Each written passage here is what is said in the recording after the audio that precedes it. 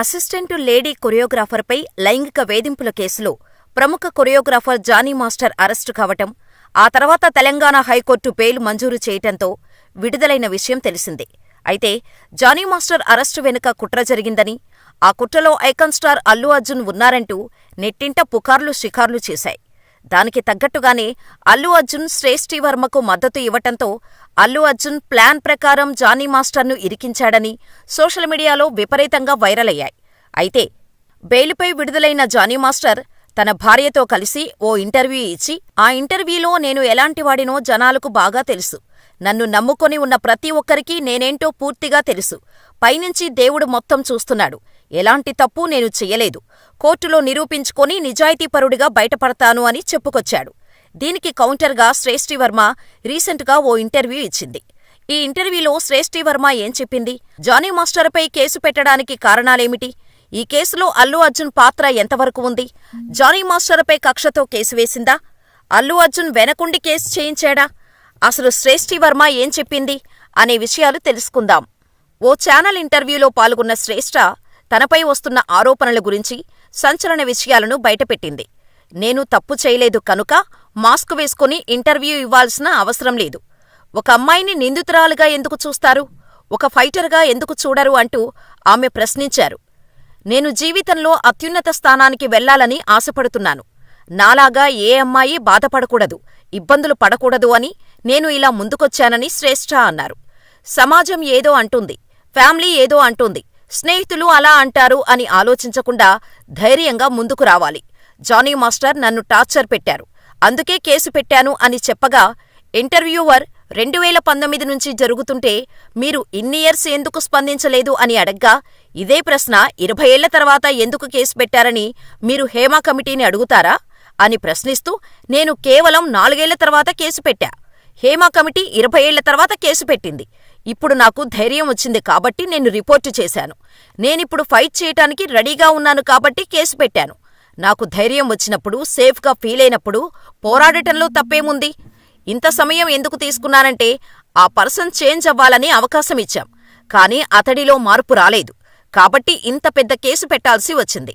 Case పెట్టేటప్పుడు నేను సమాజం గురించి ఆలోచించలేదు. నా గురించి నేను ఆలోచించాను. నా లైఫ్ ఎలా ఉంటుందో అని ఆలోచించాను. నేను చేస్తున్నది రివెంజ్ కాదు. ఒక అమ్మాయికి గౌరవం అవసరం. నా సెల్ఫ్ రెస్పెక్ట్ పోయిన తర్వాత దీన్ని రివెంజ్ అని ఎలా అంటారు? ఒక అమ్మాయిని మెంటల్గా, ఫిజికల్గా వేధించి ఒక బొమ్మలాగా పక్కకు పారేసి మళ్ళీ వేరే అమ్మాయిని పెట్టుకున్నారు. దీన్ని మీరు రివెంజ్ అనుకుంటున్నారా?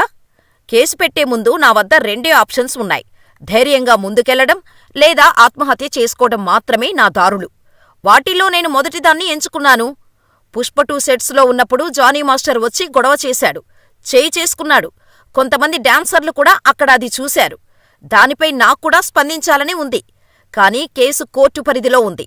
కోర్టులోనే చెబుతా అని ఆ విషయంపై క్లారిటీ ఇవ్వటానికి నిరాకరిస్తూ, అమ్మాయిలను తప్పు చేసిన వారిగా చూడొద్దు అని సమాజానికి చెప్పడానికి మాత్రమే ఇంటర్వ్యూకు వచ్చాను అని శ్రేష్ఠి చెప్పగా, మీ పెళ్లి పరిస్థితి ఏంటి అని అడగ్గా, ఆమె ఇలాంటి అమ్మాయిని ఎవరు పెళ్లి చేసుకుంటారు అని చాలామంది అంటున్నారు. నా ధైర్యాన్ని మెచ్చి నా భార్య ధైర్యంగా ఉండాలని నేను కోరుకుంటున్నాను అని ఎవరైనా నన్ను పెళ్లి చేసుకోటానికి ముందుకు వస్తారు. అలాంటి వ్యక్తినే నేను పెళ్లి చేసుకుంటాను. ప్రస్తుతమైతే పెళ్లి అని ఆలోచనే లేదు. నేను కేసు పెట్టిన తర్వాత సమీర్ అనే అబ్బాయితో నాపై ఫిర్యాదు చేయించే ప్రయత్నం చేశారు జానీ మాస్టర్. ఆ పెట్టిన వ్యక్తి జానీ మాస్టర్ బంధువు. ఆయన భార్యని స్వయంగా తీసుకెళ్లి నాపై ఫిర్యాదు చేయించేందుకు ప్రయత్నించింది. కానీ పోలీసులు అతని ఫిర్యాదు స్వీకరించలేదు. నేను అతన్ని మోసం చేశానని, లైంగికంగా వేధించానని సమీర్ చెప్పాడు. అదంతా మీడియా ప్రసారం చేసింది కూడా.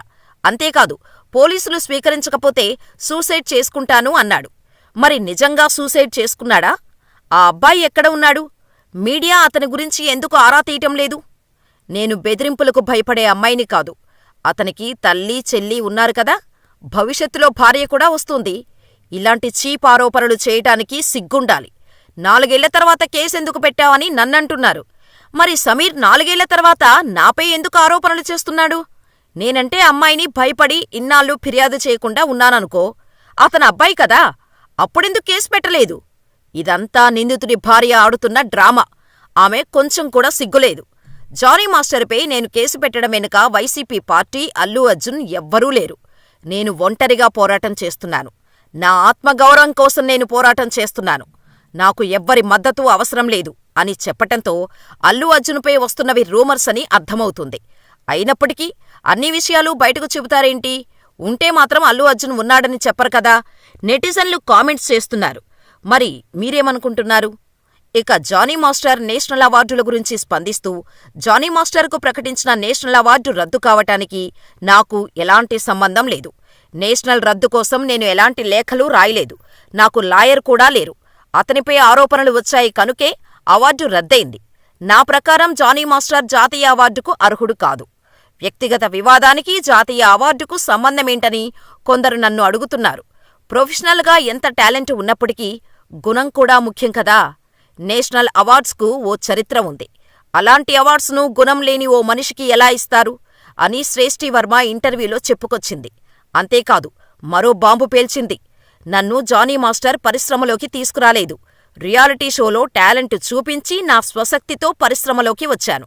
అంతేకాని నన్ను జానీ మాస్టర్ తీసుకురాలేదు అని చెప్పుకొచ్చింది శ్రేష్ఠి వర్మ. ప్రస్తుతం శ్రేష్ఠి ఇంటర్వ్యూ వీడియో సోషల్ మీడియాలో వైరల్ అవుతోంది. దీనిపై జానీ మాస్టర్ ఎలా రియాక్ట్ అవుతారో చూడాలి.